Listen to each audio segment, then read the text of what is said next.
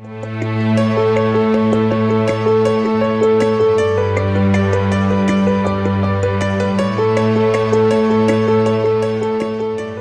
my name is Don the Idea Guy in Columbus, Ohio. I have creative powers beyond those of mere mortals.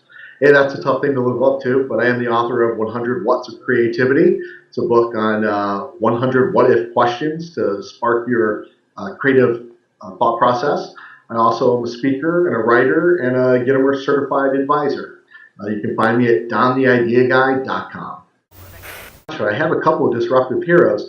The first one I can remember, when I was a kid, we all played superheroes.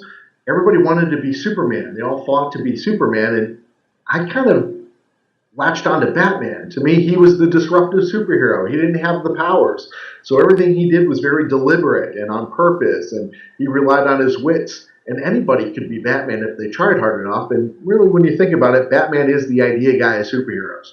So as a kid, Batman was my disruptive influence. Growing up, I latched on to people like Thomas Edison and Benjamin Franklin and those kinds of guys. Then when I really grew up and got out into the working world, a guy named Jeffrey Gitomer really appealed to me. He kind of changed the way I viewed what a salesperson was and what a salesperson could do for people. His line that completely changed my mind on going into sales was, sales is a game and you're not having enough fun. My favorite disruptive change, well, the easy answer is the internet. So the internet has changed so many things. It certainly has changed the way that I work, who I work with, who I can build relationship with, and how I do my work and where I do my work from. So that's the easy out. The more difficult one is to pick a favorite piece. And right now my current obsession is Roku, ROKU.com. It's relatively new. It's also going by the technology term IPTV for Internet Protocol Television. It's a great tool. It is, in my opinion, it's the next Kindle. Everybody has the opportunity now to create their own TV show, TV station. And as anybody who's looked at the internet or listened to the news today, you know, Amazon's got development deals out there. Netflix is going to win awards for their House of Cards series. The Arrested Development has a complete comeback in Netflix. It's just a phenomenal technology. And with Roku, in particular as a brand, and with IPTV as a technology, you can use your desktop and your iPhone to create these shows, like the interview show that we're doing right now, and post them on your own channel. So I just think it's a great tool. We're barely scratching the surface of it. The content's just starting to get out there. And it's going to be phenomenal. I just can't wait to see where this goes.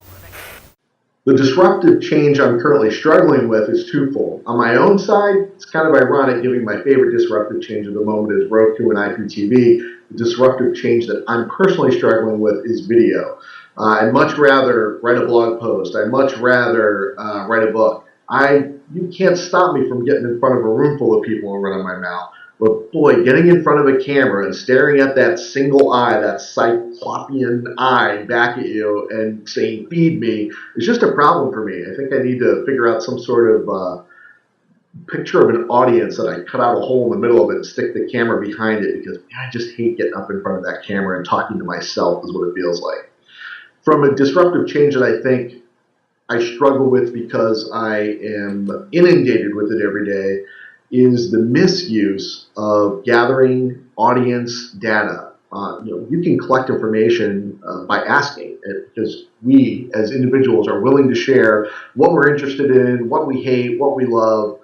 The best example I can give you right now is somebody messing that up, completely messing up, is Facebook, because when Facebook started, I got on there and I literally liked the companies that I have a personal affinity for. I said, you may start a conversation with me. I am so into what you're doing. I want to hear from you.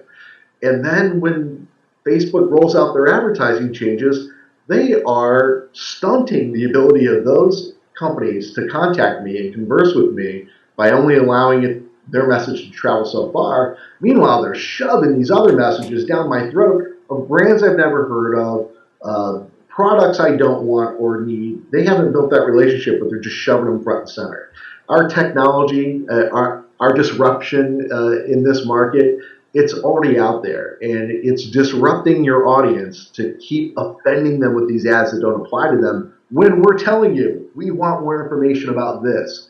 The companies that can collect the data of their audience, their listeners, their readers, their fans, their followers, and use it to better serve them and to create new products that they'll be interested in and to get them the information that they've said they wanted will be the ones that win.